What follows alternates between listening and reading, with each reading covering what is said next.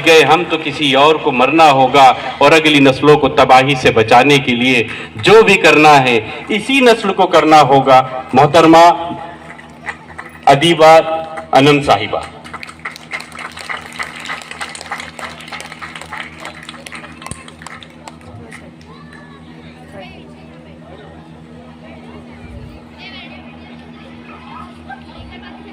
अस्सलामुअलैकुम वरहमतुल्लाहि वबरकातुहू। Good afternoon everyone. सबसे पहले तो मैं आप सब लोगों का शुक्रिया अदा करना चाहूँगी कि आपने मुझे ये मौका दिया या एजाज़ दिया कि आज मैं यहाँ पे खड़े होकर आप लोगों को एड्रेस कर रही हूँ। अल्हम्दुलिल्लाह अल्हम्दुलिल्लाह, अल्लाह का फजलो करम है कि उसने मुझे इस कामयाबी से नवाजा है।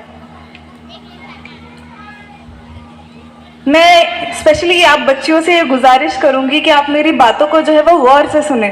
मुझे आपको यहाँ पर देखकर बहुत ज़्यादा खुशी महसूस हो रही है, क्योंकि आप में मुझे सिर्फ कुछ चंद बच्चियाँ नहीं नज़र आ रही, मुझे आप में इस मुल्क का मुस्तकबिल नज़र आ रहा है। कुछ साल पहले मैं भी इसी जगह ऐसे ही बैठा करती थी। जब कोई IAS ऑफिसर आ रहा हो, कोई IPS ऑफिसर आ रहा हो, कोई टीचर आ रहा हो या कोई डॉक्टर आ रहा हो, मैं ऐसे ही बैठ के उसे सुना करती थी। ऐसे भी होता था कि लेक्चर के बीच में मुझे बड़ा बोर महसूस होता था और आप ही की तरह मैं शोर शराबा करना शुरू कर देती थी। लेकिन कुछ कुछ बातें थी जो अक्सर मेरे दिमाग में फिट हो जाती थी, और वही बातें जो है वो आज मैं आपके साथ जो है वो शेयर करना चाहूँगी। जब मैंने अपना रिजल्ट देखा पहली मर्तबा, उसके बाद से अब तक ऐसा है कि मैं अपने इमोशंस को पूरी तरह प्रोसेस नहीं कर पाई हूँ। जो खुशी का जज्बा है, जो रिलीफ का जज्बा है, गम का हो, किसी भी तरह का जज्बा हो, मैं उसको पूरी तरह महसूस नहीं कर पाई हूँ। लेकिन लोग जो है वो अक्सर मुझसे यही सवाल कर रहे हैं कि बेटा आपको कैसे महसूस हो रहा है, जो आपका रिजल्ट आया है उसके बाद आपको कैसे महसूस हो रहा है। मैं और कुछ तो बहुत ज़्यादा महसूस नहीं कर पाई, लेकिन एक चीज़ है जो मुझे महसूस हुई है कि उस एक दिन में मेरी ज़िंदगी बदल गई है। मैं आपको यकीन से कह सकती हूँ कि उस एक दिन में मेरी ज़िंदगी बदल गई है। फिर मैंने सोचा कि ऐसी क्या चीज़ थी जिसको मेरे अल्लाह ने ज़रिया बनाया कि जिससे मेरी ज़िंदगी बदल गई। और मुझे एहसास हुआ कि वो तालीम थी, वो इल्म था जिसने एक दिन में मेरी पूरी की पूरी ज़िंदगी बदल दी। और अल्लाह ताला भी तो यही कहता है, जैसे कि मेरे मामा ने आपको जो है वो अभी एक बड़े ही प्यारे सूरे की आयत सुनाई। जब मेरे प्यारे नबी सल्लल्लाहु अलैहि वसल्लम पर वही जो है वो नाजिल होना शुरू हुई थी, तो सबसे पहली जो आयत थी, जो सबसे पहला सूरा था, वो सूरह अलक था, और उसकी शुरुआत ही लफ्ज़ इकरा से हुई है, जहाँ अल्लाह ताला हमारे प्यारे नबी सल्लल्लाहु अलैहि वसल्लम से कहता है कि पढ़ो अल्लाह के नाम से। तो आप एहसास कीजिए, आप इस चीज़ को महसूस कीजिए कि कितनी इम्पोर्टेंट चीज़ है वो तालीम और इल्म, कितनी ज़रूरी चीज़ है कि वो जो दौर था वो जाहिलियत का दौर था। किसी भी इंसान को किसी भी तरह का शऊर नहीं था।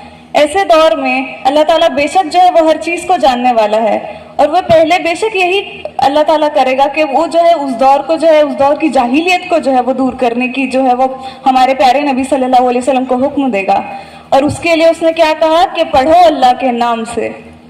सूरह बकरा की जो है वो आयत नंबर 30, 31 और 32 है, जहाँ पे जो है अल्लाह ताला जो है वो फरिश्तों को हुक्म देता है हजरत आदम अलैहिस्सलाम को जो है वो सजदा करने का। लेकिन फरिश्ते उस वक्त सोचते हैं कि या अल्लाह, ये जो खाक से तूने इंसान बनाया है, तो हमें इसे सजदा करने का हुक्म दे रहा है, ये तो जमीन में फसाद फैलाएगा। वो अल्लाह से सवाल नहीं कर रहे थे, वो अल्लाह से सवाल कर ही नहीं सकते थे, क्योंकि वो तो मखलूक बनी ही अल्लाह की इबादत के लिए है। लेकिन वो जानना चाहते थे कि ये खाक से बनी मखलूक जो ज़मीन में फसाद फैलाएगी, उसको अल्लाह ताला आखिर क्यों सजदा करने का हुक्म दे रहा है। तो अल्लाह ताला ने फरमाया कि जो मैं जानता हूँ वो तुम नहीं जानते। फिर उन्होंने फरिश्तों से कुछ सवाल किए, कुछ चीज़ों के नाम पूछे। उन्होंने कहा कि अल्लाह ताला, हम उतना ही जानते हैं जितना तूने हमें बताया है।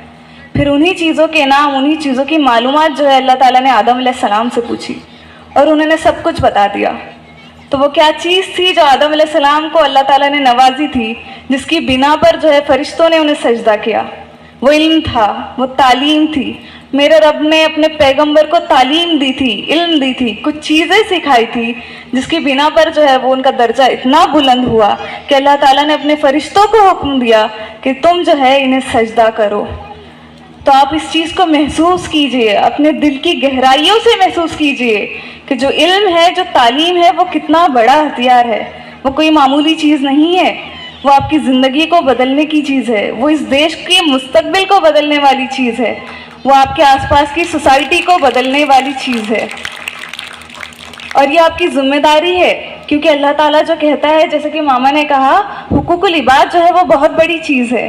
आपको इंसाफ करना है, आपको हर तरफ जो है वो इक्विटी के साथ इंसाफ करना है, आपको इक्वालिटी को इंश्योर करना है, आपको जो है वो मसावात कायम करनी है। और इन सब चीज़ों को करने के लिए बहुत ज़रूरी है कि आप तालीम हासिल करें, आप जो है इल्म को जो है वो अहमियत दें। इसलिए मेरी आपसे गुजारिश है कि आप जो है अपनी तालीम को है वो बहुत ज़्यादा अहमियत दें, बहुत ज़्यादा अहमियत दें।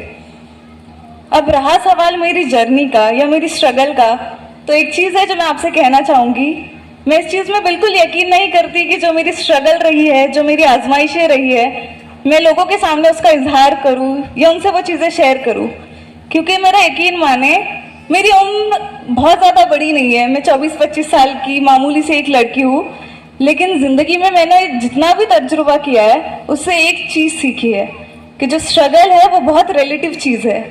आपको बिल्कुल मैं 100% गारंटी के साथ कह सकती हूँ कि कोई ऐसा शख्स मिल जाएगा जिसकी ज़िंदगी में आपसे ज़्यादा आजमाइश है, जो आपसे ज़्यादा स्ट्रगल कर रहा है, जिसकी ज़िंदगी आपसे ज़्यादा मुश्किल है।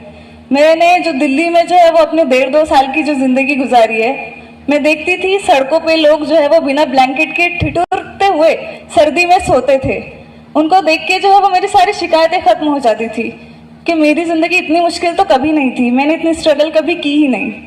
इसलिए मैं इस चीज़ में यकीन नहीं करती कि जो मैं अपनी स्ट्रगल्स है वो लोगों से शेयर करूं, क्योंकि अब मुझे एहसास है कि वो छोटी थी, पर साथ ही मुझे इस चीज़ का भी एहसास है कि उस जर्नी को, स्ट्रगल को आप लोगों को बताना इसलिए ज़रूरी है कि शायद वो आप में हौसला पैदा करे, शायद वो आपको किसी ना किसी तरह जो है वो इंस्पायर कर सके। इसीलिए बस इसी एक वजह के लिए जो है वो अपनी स्ट्रगल्स या अपनी जर्नी में जो है आप सब लोगों के सामने अब शेयर करने वाली हूँ। मेरी शुरुआत जो है आप ही की तरह जो है वो स्कूल एजुकेशन से हुई है। यवतमाल की एक ज़िला परिषद उर्दू मीडियम स्कूल से मैंने जो है वो अपनी तालीम हासिल करना शुरू की थी। एक्सपोजर मेरे सामने बहुत कम था। यवतमाल जो है वो बहुत ही छोटा शहर है और सोसाइटल बैकग्राउंड या फैमिली का बैकग्राउंड भी जो है वो मेरा काफ़ी हम्बल है। मेरे जो पापा है वो ऑटो रिक्शा ड्राइवर है, मेरी जो मम्मी है वो हाउसवाइफ है, तो फाइनेंशियली जो है वो हमेशा जो है वो अनस्टेबल रही है, चीज़ें काफ़ी ज़्यादा स्ट्रगल की है, एक्सपोजर नहीं था। लेकिन मुझे इस चीज़ का एहसास हमेशा से था कि मुझे जो ये नासाजगार हालात है इनको अगर बदलना है तो मुझे इल्म हासिल करना होगा, मुझे तालीम हासिल करनी होगी, मुझे कुछ बनना होगा ताकि मैं जो अपने वालिदैन हैं उनके ख्वाबों को पूरा कर सकूं, उनकी जो स्ट्रगल्स है उनको दूर कर सकूं। तो मैंने मेहनत की, शुरुआत से ही मैंने मेहनत की। मैं डिसिप्लिन थी, मैं लगन के साथ पढ़ाई करती थी ताकि मैं कुछ कर सकूं अपनी फैमिली के लिए। अब चीज़ ये थी कि अब बच्चा जो है वो बचपन से ही सोच लेता है कि उसको अपने करियर में बनना क्या है, पर अब अदीबा को तो करियर में 2-3 चीज़ों के बारे में ही पता है। अदीबा को पता है कि या तो डॉक्टर बना जा सकता है या टीचर बना जा सकता है या ज़्यादा से ज़्यादा इंजीनियर बना जा सकता है। तो अब छोटी सी अदीबा ने डिसाइड कर लिया कि उसे डॉक्टर बनना है। अब वो पढ़ रही है, लगन के साथ, मेहनत के साथ पढ़ रही है। 10th में अच्छा परफॉर्म कर लिया, 12th में अच्छा परफॉर्म कर लिया, 94-92% ले लिया। अब तय है कि अब जो है आगे आपको जो है वो नीट की एग्ज़ाम देनी है। नीट का एग्ज़ाम भी दे दिया, पर अब हुआ ऐसे कि उस नीट के एग्ज़ाम में स्कोर मेरा जो है वो बहुत ख़राब आ गया। मैं सिर्फ 234 मार्क्स जो है वो हासिल कर पाई। उसके भी कुछ अलग रीजंस थे, रिसोर्सेज की कमी थी, मुझे उतना ज़्यादा इल्म नहीं था कि उसको उस चीज़ के लिए प्रिपरेशन जो है वो किस तरह से करनी है, कितनी करनी है। अब फेलियर जो है वो पहला फेलियर था मेरी ज़िंदगी का। ऐसा होता है ना कि आप अकेडमिकली जो है वो पहले से बहुत अच्छा परफॉर्म कर रहे हो, फिर सडनली एक फेलियर आपके सामने आ जाता है तो आप बड़े परेशान हो जाते हो, डिसअपॉइंटेड हो जाते हो। मैं भी बड़ी परेशान हो गई, बड़ा रोने लग गई, अल्लाह से शिकायतें करने लग गई कि अल्लाह मैंने तो इतनी मेहनत की थी, मैंने तो इतनी अपनी नीयत साफ रखी थी कि मुझे तो ये जो चीज़ करनी है ये अपनी फैमिली के लिए करनी है, अपने माँ बाप के लिए करनी है, पर अल्लाह तूने मेरी कोशिशों को नाकाम कर दिया। मैं बहुत रोने लग गई। लेकिन वो जो मेरी नाराजगी थी, जो वो मेरी शिकायतें थी, वो बहुत गलत थी। आज मुझे इस बात का जो है एहसास होता है। मुझे वो उस आयत का रेफरेंस तो नहीं पता, लेकिन अल्लाह ताला कहता है कुरान में कि तुम अपने अल्लाह से जो है वो उस वक्त भी राजी रहो, तुम जो है अल्लाह से उस वक्त भी नाउम्मीद ना हो जब चीजें जो है वो तुम्हारे मुताबिक नहीं हो रही। तुम अपने अल्लाह से उस वक्त भी राजी रहो, क्योंकि वो बेहतरीन प्लान करने वाला है। तुम नहीं जानते कि जो शर है, जिसे तुम शर समझ रहे हो, वो तुम्हारे लिए खैर हो सकती है, और जिसे तुम खैर समझ रहे हो वो तुम्हारे लिए शर भी हो सकती है। अब अदीबा जो है वो छोटी सी बच्ची रो रही है, कोई तो चाहिए ना समझाने के लिए कि कोई तो आए इसको समझाए कुछ। तो अब जो मेरे मामा है, उनकी जो सेवा ऑर्गेनाइजेशन है वो चल रही थी, उनका जो है वो डोर टू डोर कैंपेन चलता था हर संडे को। वो अब तक उस चीज को जो है वो कंटिन्यू कर रहे हैं। तो मामा मेरे पास आए, उसमें जो स्टूडेंट्स को मोटिवेट करते हैं, गाइड करते हैं। उन्होंने जो है वो मुझे समझाया, मेरे पेरेंट्स ने मुझे समझाया कि बेटा इस फेलियर को जो है वो दिल से नहीं लगाना, बहुत ज्यादा दिल से नहीं लगाना है। मेरे मामा ने जो है वो करियर में मुझे और भी कुछ चीजों के बारे में बताया। उसमें से एक चीज यूपीएससी भी थी।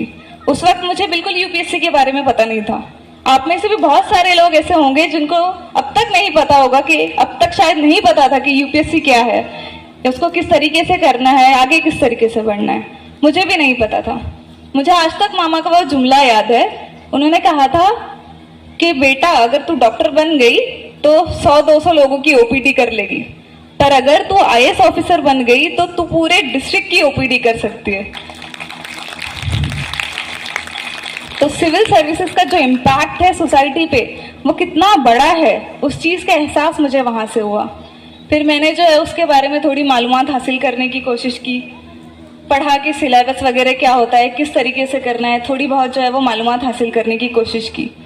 अब ऐसा था कि अगर आपको यूपीएससी करनी है तो यवतमाल शहर से बाहर निकलना पड़ेगा। यवतमाल में तो माहौल उतना साजगार नहीं है इस चीज के लिए, लोगों को इतना इल्म नहीं है इस चीज का। अब बाहर जाना है तो बेटी को पढ़ाई के लिए बाहर भेजना, ये आज भी बहुत बड़ी चीज है। आज भी हम इसको जो है वो बहुत बड़ी चीज मानते हैं। बड़ी नहीं कहूंगी मैं, बल्कि ये कहूंगी कि हम गलत ही समझते हैं इसे, कि बेटी को पढ़ाई के लिए इतना दूर कैसे भेजे। मेरे माँ बाप के सामने भी अब लोग यही सवाल करने लगे कि आप अपनी बेटी को जो है वो पढ़ाई के लिए बाहर कैसे भेज रहे हो, अकेली बेटी को, वो भी। सोसाइटी का प्रेशर आने लगा। मेरी मम्मी से लोग कहते थे कि आप इसे जो है वो खाना पकाना सिखाइए, घर के काम सिखाइए, कुछ सालों में इसकी शादी की उम्र हो जाएगी, आप इसे तैयार करें। हर दिन वही प्रेशर होता। मेरे वालिद जो है उनसे भी बाहर के लोग यही कहते